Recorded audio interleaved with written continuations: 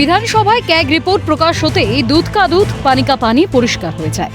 পাশাপাশি প্রমাণিত হয় আমরাই ঠিক ছিলাম।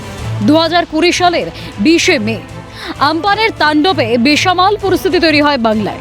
গণতন্ত্রের চতুর্থ স্তম্ভ হিসেবে দায়িত্ব পালন করেছিলাম আমরা। সহ্য হয়নি সরকারের। এমনিতেই ক্যালকাটা নিউজ সবসময়ই চোখের বালি ছিল তৃণমূল সরকারের। আমফানে আমাদের তদন্তমূলক প্রচার আর সহ্য হলো না। প্রাণের ঝুঁকি নিয়ে পরিবারের কথা না ভেবে আমফানের দিন গ্রাউন্ড জিরো থেকে খবর পরিবেশন করেছিলেন আমাদের প্রতিনিধিরা। পরবর্তীতে এফেক্টেড এলাকায় গিয়ে শাসকের দুর্নীতিকে চোখে আঙুল দিয়ে দেখানোর চেষ্টা করি আমরা, কারণ সংবাদ মাধ্যমকে গণতন্ত্রের আয়না বলা হয়। আর সেই কাজই অত্যন্ত নিষ্ঠার সঙ্গে পালন করেছে সিএন। আর তাতেই রাজ রোষ নেমে এসেছিল ক্যালকাটা নিউজের উপর। বন্ধ করে দেওয়া হয়েছিল আমাদের সম্প্রচার। অবশেষে তৃণমূলের পর্দা ফাঁস হয়।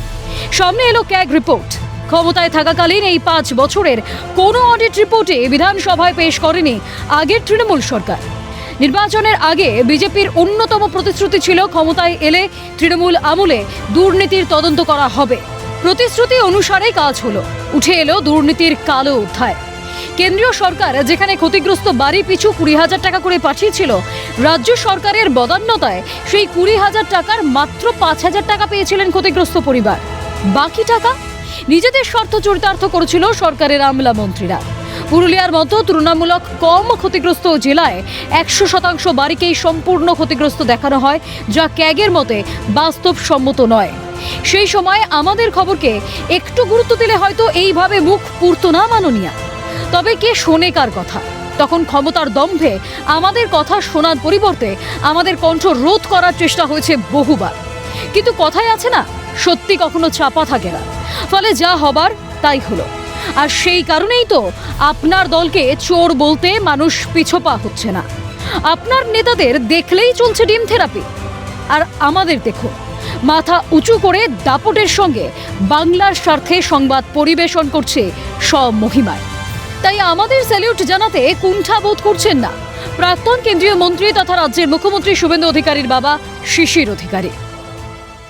আমাদের সিএন চ্যানেলকে আমি ধন্যবাদ জানাই যে আমফান এবং দুটো প্রলয়ঙ্করী মানে ঝড় বন্যায় মানে একমাত্র ওই দুর্যোগের দিনে সিএনই খুব দায়িত্ব নিয়ে নিউজ করেছিল এবং সিএনএর এই দায়িত্ব নিয়ে নিউজ করাকে প্রতিক্রিয়া হিসাবে কিছু প্রতিক্রিয়াশীল কিছু বদমাইশ 4 জায়গায় লাইন কেটে দিয়েছিল।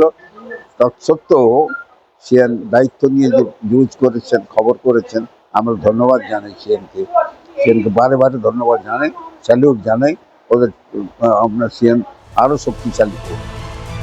পরিশেষে একটাই কথা মাননীয়া, মানুষ থেকেই মানুষ আসে, বিরুদ্ধতার ভিড় বাড়ায়। আমরা মানুষ, তোমরা মানুষ, তফাৎ শুধু শির দাঁড়ায়। ক্যালকাটা নিউজ।